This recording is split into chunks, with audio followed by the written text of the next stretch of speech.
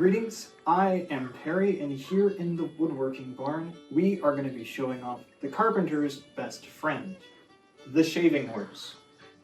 The shaving horse is going to be a tool that a carpenter can use to work down billets of wood into rounded shapes, or even go as far as to work out entire handles and other sorts of things like that.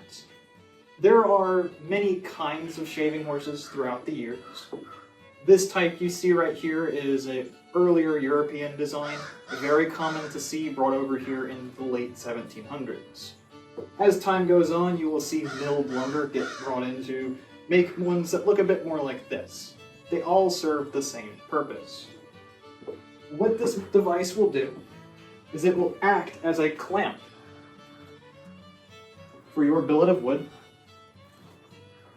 By sitting down here on a nice bench, you lift up what is known as the dome head, set this in here.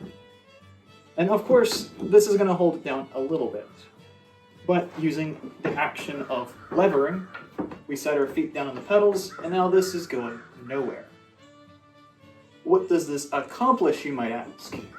Well, we have a specific set of tools for this job. The main one being known as the draw knife. The draw knife looks like a dangerous little implement, but it's very safe. All this really is a carving knife put on a horizontal level.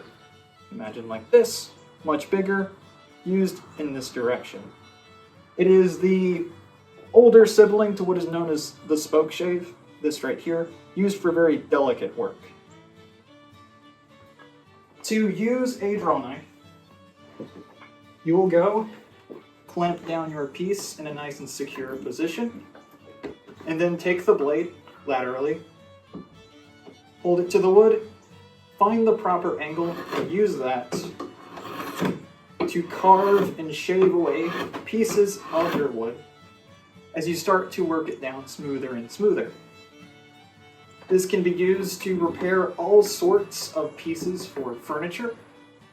Some carpenters may have a wooden lathe that they would be able to use to take a roughened cylinder they've made here and turn it into a nicely shaped focus. But a lot of carpenters, especially in more rural regions, can get a pretty decent rounded shape from just this that'll do the job quite well.